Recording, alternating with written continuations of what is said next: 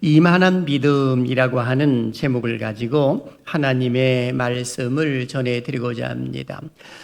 성도님들의 모임이라든지 아니면 목회자들의 모임이 있어서 가서 보게 되면 가끔은 이 성도들의 이야기를 하는 경우를 보게 됩니다. 누구누구는 참으로 믿음이 좋은 사람이었습니다 라는 이야기를 하고, 또 어떤 사람들은 그분은 덕이 참 많은 사람이었어요 라고도 표현을 하고, 또 어떤 경우에는 그 사람 참으로 환경은 어려웠습니다마는 하나님을 바라보면서 믿음으로 살려고 노력했던 것을 제가 기억을 합니다 라고 하면서 등등 이야기를 합니다. 저는 그런 이야기를 들을 때마다 특히 우리 상계절계 교우들을 이야기하는 경우가 노회에서도 상당히 많이 있고 목사님들의 모임 속에서도 많이 나타나는 그런 모습이 있습니다. 그때 어딘가 모르게 뿌듯한 그런 모습을 갖습니다. 나쁜 모습이 아니라 좋은 모습으로 이야기를 해주기 때문에 그러하더라라고 하는 것입니다. 그렇다면 우리는 이런 질문을 하나 해볼 수가 있을 듯합니다. 하나님께서 나를 바라보실 때는 어떠한 모습으로 바라보고 계실까? 또한 우리 상계제일교회를 바라보고 계실 때는 어떠한 모습으로 바라보고 계실까라고 하는 것입니다. 하나님께서 바라보시는 관점은 세상 사람들과 좀 다른 모습을 바라보고 계십니다. 바로 그것은 믿음이라고 하는 것입니다. 믿음이 있느냐 믿음이 없는가라고 하는 것을 우리 하나님은 바라보고 계시더라라고 하는 겁니다. 예수 그리스도를 믿는 믿음의 신앙을 갖고 있으면 칭찬 들을 수 있는 믿음이 될 수 있지만은, 그러나 올바른 믿음을 갖고 있지 못하게 되면 결코 칭찬 듣는 믿음을 가질 수는 없으리라 라는 생각도 해보게 됩니다. 오늘 본문을 보게 되면 우리 예수님께서 자랑하시는 한 백부장의 믿음에 대해서 기록을 해놓고 있는 것을 보게 됩니다. 이 로마의 백부장은 자신의 집에 있는 하인이 중풍병으로 고난을 당하고 있는 그 모습이 너무나도 안타까워서 예수님께서 가버나움에 오셨다고 하는 그 이야기를 듣고 그리고 쫓아가서 우리 주님께 고쳐달라고 하는 그런 모습이 일어났음을 성경은 기록을 해놓고 있습니다. 그런데 예수님은 이 한 로마의 백부장의 그 믿음을 보시고 그리고 이렇게 말씀을 하셨습니다. 보실까요? 10절 중반절 시작. 이스라엘 중 아무에게서도 이만한 믿음을 보지 못하였노라. 아멘. 여기 보니까 예수님이 친히 말씀하시는 것입니다. 이스라엘 가운데서 아무에게서도 이 사람처럼 이만한 믿음을 만나보지를 못했다라고 기록을 합니다. 여기 이만한 믿음이라고 말씀하셨는데, 이만한이라는 말은 이 헬라어로 보게 되면은 토사우텐이라고 되어 있습니다. 이 의미는 그렇게 위대한이란 뜻이거든요. 그러니까 하나님 보실 때에 지금 여기 한 로마의 백부장이 참으로 그렇게 위대한 믿음을 가지고 있음을 극찬을 하고 있더라라고 하는 것입니다. 이렇게 한 백부장의 훌륭한 믿음은 예수님으로부터 극찬을 받는 것뿐만이 아니라 자기 자신의 문제를 가지고 나왔을 때에 그 하인이 깨끗하게 치료받는 그런 기적을 맛보는 역사가 일어났더라라고 하는 것입니다. 저는 오늘 이 말씀을 중심으로 해서 세 가지 주제를 통해 말씀을 전해드리고자 합니다. 첫째, 백부장의 이만한 믿음은 어떠한 믿음이었을까요? 둘째, 이만한 믿음에 대한 영적인 교훈은 무엇일까요? 그리고 셋째, 우리의 남은 인생을 어떻게 살아야 우리 주님께 칭찬 듣는 믿음을 소유하며 살아갈 수 있는가에 대해서 말씀을 전해드리고자 합니다. 사실 우리가 신앙생활을 하면서 믿음이 좋은 사람을 바라보면서 우리는 가끔 이런 이야기를 많이 듣곤 합니다. 저 사람은 신령한 사람이야 라고 말입니다. 여러분, 진정 신령하다라고 말을 했을 때에 무엇이 신령하다라고 여러분들은 생각을 하십니까? 카타르시스를 경험하고 아니면 그 뭔가 우리와 좀 다른 모습을 가지고 있었을 때의 그 신령한 모습이라고 표현을 하고 있습니까? 그렇다고 한다면 잘못 알고 있을 가능성이 많습니다. 신령하다라고 표현했을 때는 그분은 예수 그리스도를 본받는 삶으로서의 삶을 이야기해 주는 것이 가장 합당한 것이지, 다른 것으로 보려고 하는 것은 옳지 못하다라고 하는 것입니다. 그런 거로 신령하다라고 했을 때는 저 사람 믿음이 참 좋구나라고 이렇게 표현을 해도 틀린 말이 아니라는 생각을 해보게 됩니다. 그래서 우리는 실수하지 말아야 할 것 중에 하나가 뭐냐 했을 때에 믿음과 신념을 오해하는 경우가 있습니다. 어떤 경우는 믿음이 곧 신념인 것으로 생각하는 경우도 있습니다만은 믿음과 신념은 전혀 다른 모습이에요. 믿음은 하나님의 은혜로 내게 주어진 선물로 내가 갖고 있는 것이지만 신념이라고 말을 했을 때는 나로부터 나오는 것임을 잊어서는 안 되는 겁니다. 그런 믿음은 하나님으로부터 온 것이요 신념은 나로부터 출발을 하더라라고 말할 수가 있는 것입니다. 그런 거로 우리는 이런 모습들도 잘 알고 있을 필요성도 있는 것이죠. 그런데 예수님이 이 땅에 오셨을 때의 수많은 사람들은 예수님을 메시아로 믿지를 않았습니다. 심지어는 종교 지도자들도 예수님을 메시아로 믿지를 않았던 것입니다. 이들은 구약 성경을 잘 알고 있는 사람들이고 성경의 해박한 지식을 갖고 있는 사람들입니다. 그런데 약속대로 예수님이 이 땅에 오셨음에도 불구하고 예수님을 거부하는 그런 모습들이 일어났던 것 아니겠습니까? 그런 가운데 하나님은 구약 성경도 알지 못하는 한 로마의 백부장을 들어 쓰심으로 인하여서 예수 그리스도가 누구인가라고 하는 것을 드러내기를 원하시는 그런 모습들이 일어났더라라고 하는 것입니다. 자, 그렇다면 우리는 첫 번째 질문으로 넘어갑니다. 백부장의 믿음은 어떠한 믿음이었을까요? 저는 두 가지로 집약을 해보았습니다. 그 첫 번째는 올바른 신앙 고백을 하는 믿음이었다라고 하는 것입니다. 오늘 여기 성경을 보니까 6절에 이렇게 기록을 하거든요. 같이요, 시작. 이르되 주여 내 하인이 중풍병으로 집에 누워 몹시 괴로워하나이다. 아멘. 백부장은 예수님을 향하여 뭐라고 표현했는가를 보십시오. 주여라고 이렇게 표현을 했습니다.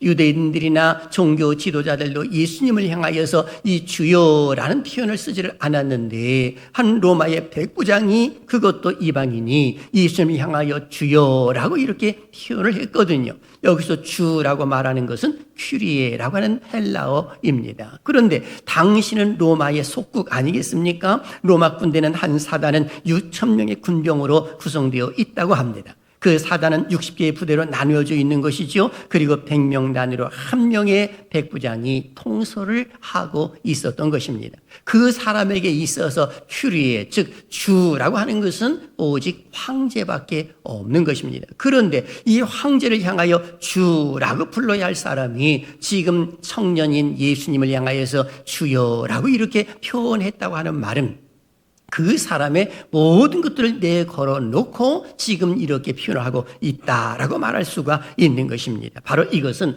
하나님께서 지금 로마의 한 백부장을 들어 쓰고 계신다는 그 사실을 그대로 드러나고 있는 것입니다. 그래서 주여라고 이렇게 불렀던 것입니다. 이 부름 속에 놀라운 믿음이 여기 있었고 기적이 일어났고 구원의 역사가 일어나는 그런 모습들이 일어났더라라고 하는 것입니다. 그리고 두 번째는 예수님의 권세를 믿는 믿음이었습니다. 오늘 백부장의 요청에 예수님은 답을 주십니다. 7절에 이런 말씀을 하시죠. 이르시되 내가 가서 고쳐주리라. 이것이 예수님의 말씀이에요. 내가 가서 고쳐주리라 이런 말씀을 하셨습니다. 그랬더니 백부장이 순간적으로 말합니다. 무슨 말을 하는가를 보십시오. 8절과 9절 이렇게 표현합니다. 같이요, 시작.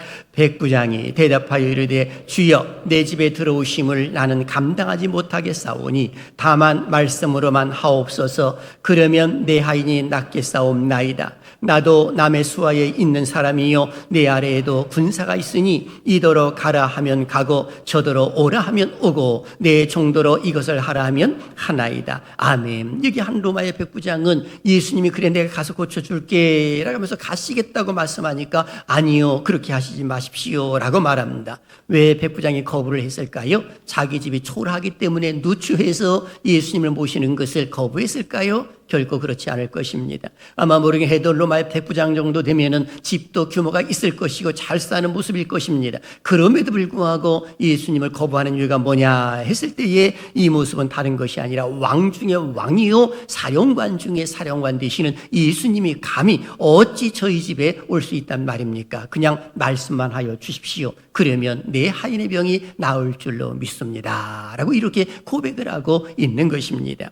이 말의 의미는 나도 남의 수하에 있고 그리고 내 밑에도 수하가 있다라고 말하지 않습니까? 나도 남의 수하에 있다고 하는 말은 윗사람의 말에 따르고 그가 오라 하면 오고 나는 가라 하면 갑니다. 내게도 종이 있어서 그 사람들과 오라 하면 오고 그 사람도 이것을 하라 하면 합니다 라고 이렇게 고백을 합니다. 그런 거로 주님 말씀만 하옵소서 이 말을 하고 있는 것이거든요. 그러니 주님의 권세를 믿는 것입니다. 예수님의 권세를 그대로 믿고 있는 그 모습이 오늘 여기 로마의 109장의 고백 속에 드러나 있는 것입니다. 사실 군대는 명령에 복종하는 특수한 조직 아니겠습니까? 명령에 살고 명령에 죽는 것이 군인의 정신이에요. 비록 총알이 막 빗발쳐 올라온다 하더라도 명령이 떨어지면 앞으로 나가라 하게 되면 죽을 걸 알면서도 나가는 것이 바로 군인의 정신이라고 말할 수가 있는 것입니다. 바로 지금 여기 로마의 109장은 그 이야기를 지금 해주고 있는 것입니다. 그렇습니다.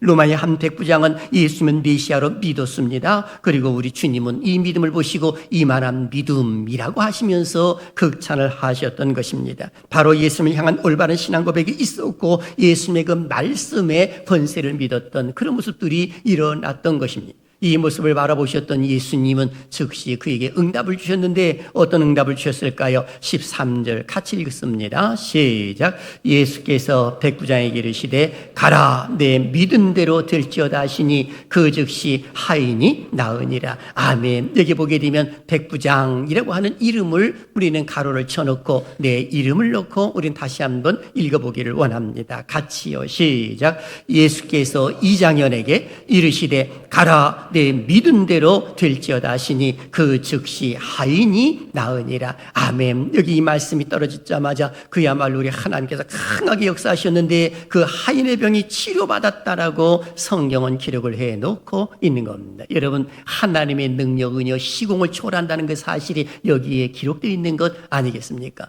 오늘도 하나님 말씀하시면 우리의 문제 해결될 줄로 믿습니다. 그 하나님은 능력의 하나님이고 그 하나님은 오늘 이 사실을 보여주고 있는 것입니다. 그러니 지금 여기 나와 있는 109장은 기도 응답을 받았고 그리고 극찬을 듣는 그런 모습들이 일어났던 것 아니겠습니까? 그러면 두 번째 질문으로 넘어가 봅니다. 이만한 믿음을 통한 영적인 교훈이 무엇일까요? 저는 여기서 두 가지를 집약해 봤습니다. 첫째, 복음이 유대인의 한계를 넘어 전 세계로 전파될 것임을 보여주고 있는 것입니다. 바로 오늘 여기 성경에 그대로 드러나 있습니다. 11절과 12절을 한번 읽어봅니다. 시작.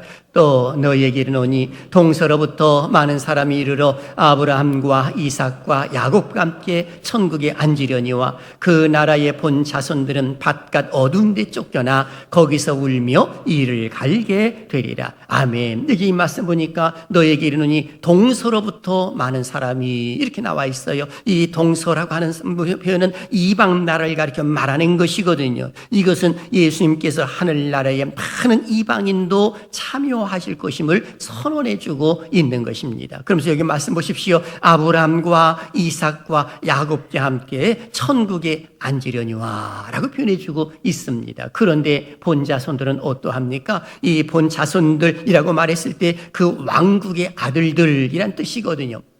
그 아들들은 어떻게 되느냐? 본자손들은 바깥 어두운 데 쫓겨날 것이다. 그리고 거기서 울며 이를 갈게 되리라. 이런 말씀을 하고 있는 겁니다. 한마디로 말씀드리면 지옥 형벌을 면치 못할 것이다 라는 그 사실을 말씀해 주고 있는 것입니다. 얼마나 무서운 말인지 모릅니다. 그러니까 우리는 선민이네, 그야말로 우리는 하나님 택한 백성이네 라고 알고 있는 그 유대인들의 그 교만함을 우리 주님께서는 꺾어버리시는 그런 모습들이 일어났다라고 볼 수가 있는 것입니다. 그러니 전 세계적으로 이제 복음이 확장될 것임을 이야기해주고 있는 것입니다. 그래서 우리가 기억할 것 중에 하나가 뭐냐 했을 때에 바로 이스라엘 백성들의 그 선민 사상이라고 했을 때에 유대인의 선민 사상은 비성경적이고 그리고 탈성경적 사상이다라고 말할 수가 있는 겁니다. 자기들만의 구원이 있다라고 하는 말은 틀린 말인 것이죠. 이유가 있습니다. 여러분 하나님이 아브라함을 부르실 때를 보십시오. 아브라함을 그냥 부르신 것이 아니거든요.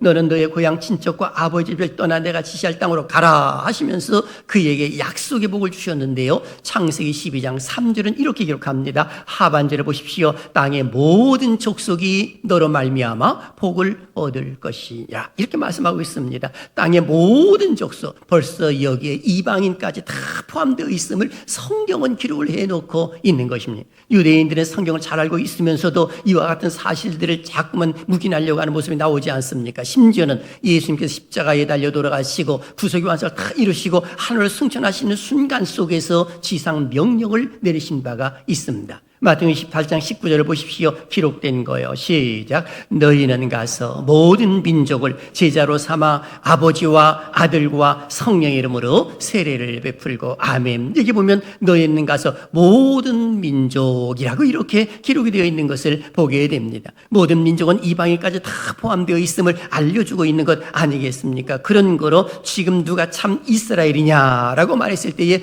예수 그리스도를 믿는 신앙을 가지고 있는 사람들이 참된 이스라엘이라고도 말을 할 수가 있는 것입니다. 하지만 본 자손들은 어떻게 됩니까? 바깥 어둠들에 내어 쫓김을 당해서 그리고 그곳에서 이를 갈게 되리라. 가깝게는 AD 70년에 이걸 복선으로 보여주신 거예요. AD 70년에 예수님을 영접하지 아니한 이스라엘 백성들은 어떻게 됐습니까? 로마 장군의 디도라고 하는 로마 장군에 의해서 예루살렘 성이 함락이 되었고 그리고 그들은 이 전 세계로 뿔 뿌리고 터짐으로 인하여 나라 없는 서름으로 2000년 동안을 지냈던 것을 우리는 역사를 통해서 잘 알고 있습니다. 이것은 다 무엇이냐? 바로 복선으로 보여주는 거예요. 예수님을 영접하지 아니하였을 때 나타난 결과가 이와 같다는 사실을 알려주시는 그런 모습이다라고 하는 것입니다. 그리고 두 번째 영적 교훈이 하나가 있습니다. 예수님은 인생의 모든 문제 해결자이심을 보여주고 있습니다. 예수님은 내 인생의 문제를 해결해 주십니다. 시작. 예수님은 내 인생의 문제를 해결해 주십니다. 아멘. 오늘 여기 보게 되면 백부장은 자기의 문제로 예수님을 찾아온 것이 아닙니다. 자기 친척이나 아니면 자기 친구의 문제를 가지고 온 것도 아닙니다. 누구의 문제입니까? 자기 하인의 문제를 가지고 찾아왔거든요. 여기 하인이라고 말을 했을 때에 헬라어로 말하면 파이스라고 이렇게 되어 있습니다. 이 말은 종 또는 노예라고도 번역이 가능하고 어떤 경우에는 아들이라고 이렇게 표현이 되어 있는 것을 보게 됩니다. 그렇다면 지금 로마의 백부장에 있어서 이 하인은 아들과도 같은 존재라고 이렇게 말을 할 수가 있는 것입니다. 그런 거로 내가 갖고 있는 모든 그 권세나 이런 것을 다 내려놓고 이 30대 젊은 청년 예수님께 다가와가지고 엎드리는 그런 모습들이 일어난 것 아니겠습니까? 하나님이 그렇게 만들어 놓으신 거예요. 그런 거로 오늘 우리에게도 문제가 있으면 누구에게 다가와야 되느냐? 우리 주님께 다가와야 할 것임을 알려주고 있습니다. 그래서 예수님은 말씀하신 거예요. 마태복음 11장 28절에 수고하고 무거운 짐진 자들아 다 내게로 오라 내가 너희를 쉬게 하리라 라고 말씀을 하시면서 초대하시는 그런 모습이 일어났던 것입니다. 실제로 성경 속에서 이와 같은 예가 있지 않습니까? 마가복음 5장 25절부터 34절 말씀의 기록을 보게 되면 12일을 혈루병으로 고통당하고 있는 여인의 모습이 기록되어 있습니다. 예수님께 다가가서 그 옷자락만이라도 잡아야지라고 해서 이 사람들이 너무 많다 보니까 뒤에 가서 옷자락을 살짝 잡았습니다. 순간 예수님의 능력이 새어나가는 것을 느끼시고 내 옷을 잡은 자가 누구냐? 나를 만진 자가 누구냐? 하시면서 그 여인을 앞에 세웁니다. 여차하면서 이야기를 합니다. 그때 우리 주님께서는 그 여인에게 이 복을 내려주십니다. 뭐라고 말씀하십니까? 마가복음 5장 20절 보니까 따라 안심하라 내 믿음이 너를 구원하였느니라 라고 기록이 되어 있습니다. 내 믿음이 너를 구원하였다라고 말씀해 주고 있는 겁니다. 그렇습니다. 이만한 믿음을 통해서 예수님은 영적인 교훈을 주셨습니다. 복음이 유대인의 한계를 넘어 전 세계로 전파될 것임을 분명히 알려주고 계시고 그리고 예수님은 우리 인생의 모든 문제의 해결자이심을 여기서 알려주고 있는 겁니다. 그런 거로 이 백부장은 이만한 믿음의 결과를 통해 가지고 우리 예수님으로부터 극찬을 받았고 그리고 아브라함과 이삭과 야곱에 있는 자리에 앉을 약속을 받았고 그리고 더 나아가서는 하인의 병을 치유받는 놀란 기적을 체험하는 그런 모습들이 일어났더라라고 하는 것입니다. 그렇다면 사랑하시는 여러분, 오늘 우리는 어떠합니까? 예수님을 정말로 나의 구세주로 믿고 있습니까? 묻습니다. 예수님을 나의 구세주로 믿고 있습니까? 아멘. 그렇다면 우리는 하나님의 자녀요, 하나님의 백성이라고 말할 수가 있는 겁니다. 그러니까 나의 모든 문제를 해결해 주실 분은 우리 주님인 것을 결코 잊어서는 안 되는 것입니다. 우리 주님께 내 자신의 문제를 내버려놓으면 우리 주님은 절대로 외면하지를 않는 겁니다. 아마 모르긴 해도 오늘 로마의 한 백부장은 자기 하인, 종이의 표현인데도 아들과 같은 존재, 내 생명과도 같은 존재라고 느꼈기 때문에 지금 예수님께 엎드린 것 아니겠습니까? 아마 어저께도 결혼식에 참석하신 분들은 아시겠습니다마는 이 사회자가 멘트를 이렇게 말하더라고요. 이 신부의 아버지에게 딸은 어떤 존재입니까? 라는 질문을 했던 모양이죠.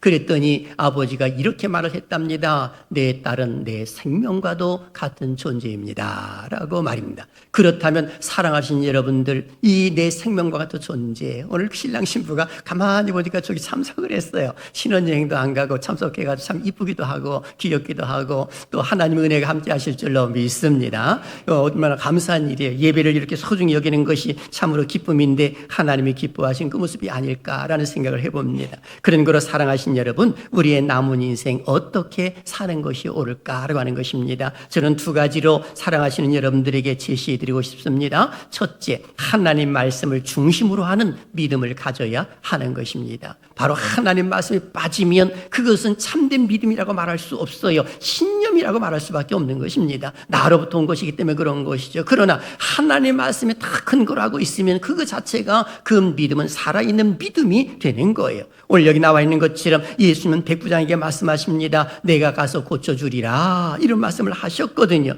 그랬더니 백부장이 말합니다. 8절을 보십시오. 다만 말씀으로만 하옵소서, 이 말씀을 있거든요. 이것도 여기 말씀이라고 말했을 때 로고스를 썼거든요. 여러분, 어떻게 이 로마의 한 백부장이 로고스를 쓸 수가 있겠습니까? 쓸 수 있는 표현이 아니거든요. 이것은 구약 성경을 잘 알고 있는 유대인들이 쓴다든지 아니면 그 종교 지도자들 쓰고 있는 단어거든요. 그런데 지금 로마의 한 백부장이 다만 말씀으로만 하옵소서, 로고스를 사용하고 있는 겁니다. 이 로고스는 단순한 언어가 아닌 것입니다. 창조의 능력이 있고 하나님의 권세와 그리고 생명의 능력이 펼쳐지는 것이 바로 로고스의 표현이거든요. 기억나십니까? 천지를 창조하실 때에 태초에 하나님이 천지를 창조하시니라 했을 때에 천지를 창조하실 때에도 여호와께서 이르시되 빛이 있으라 하시며 빛이 있었고 하면서 그 말씀으로 천지를 창조하신 것을 성경은 기록을 해놓고 있습니다. 바로 태초에 그 말씀이 얼마나 소중한지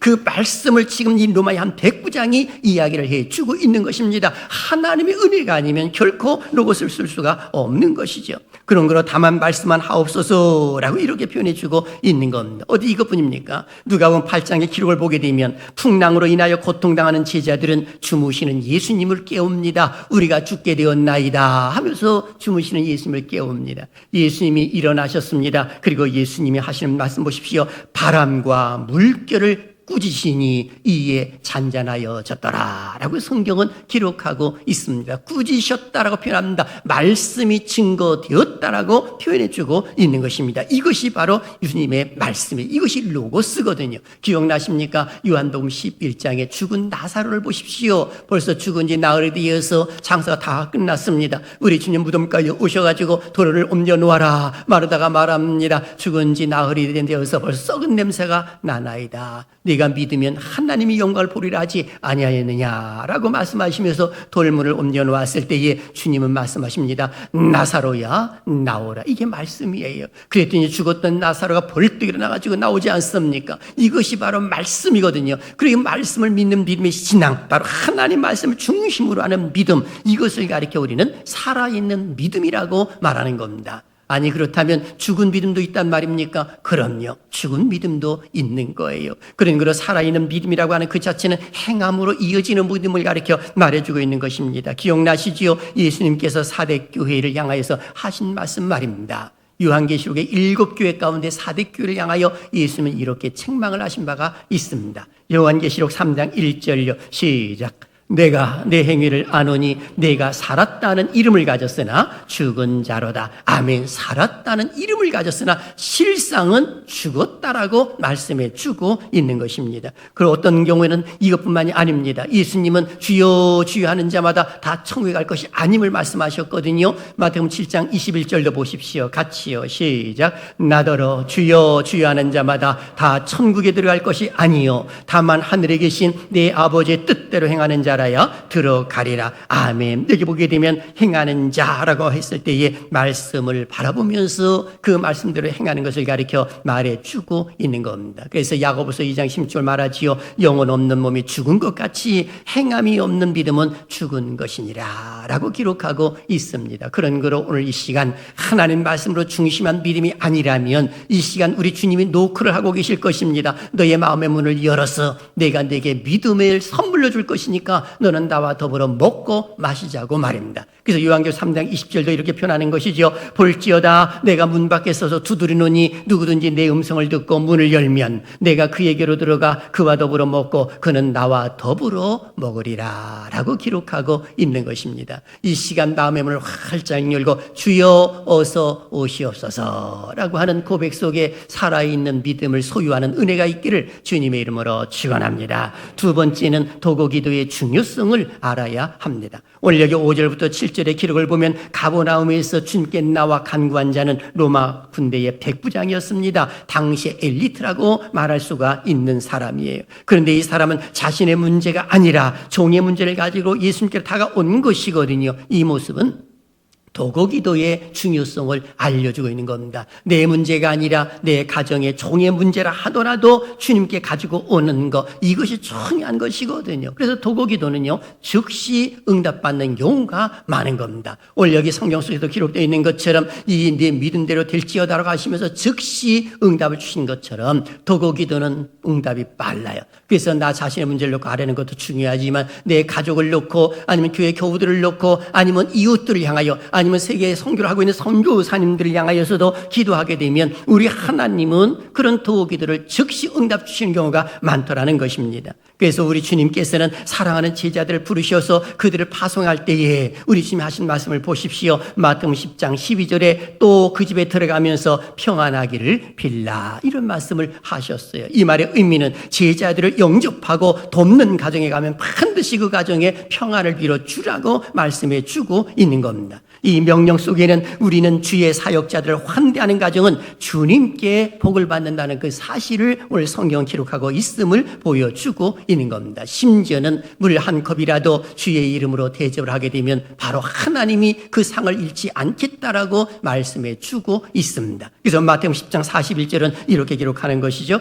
같이요. 시작. 선지자의 이름으로 선지자를 영접하는 자는 선지자의 상을 받을 것이요 의인의 이름으로 의인을 영접하는 자는 의인의 상을 받을 것이요. 아멘. 바로 여기 보면 선지자의 이름으로 라고 표현해주고 있습니다. 바로 그를 영접하는 자 그 상을 잃지 아니할 것임을 분명히 말씀해주고 있는 것입니다. 그런 거로 오늘 우리는 항상 도고기도에 힘을 쏟으려고 노력하는 것이 옳다라고 하는 겁니다. 왜 그럴까요? 하나님은 의인의 간구를 들으시기 때문에 그런 것입니다. 하나님의 관심은 물론 세상 사람들에도 관심이 있으세요. 그럼에도 불구하고 특별한 관심을 받고 있는 사람은 누구냐 했을 때에 바로 의로운 자, 경건한 자, 하나님의 백성들이라고 말할 수가 있는 것입니다. 그런 많은 사람들 중에 오늘 이 자리에 참석한 사랑하신 여러분들은 우리 하나님으로부터 주목받고 있음을 절대 잊어서는 안 되는 것입니다. 예를 들까요? 성경 속에 보시면 우리가 요셉을 보십시오. 우리 하나님은 요셉을 주목하십니다. 그의 간구 소리를 들으시지요. 그런데 그가 보디발의 집에 있을 때에 그 가정의 복을 받고 형통한 복으로 함께 하십니다.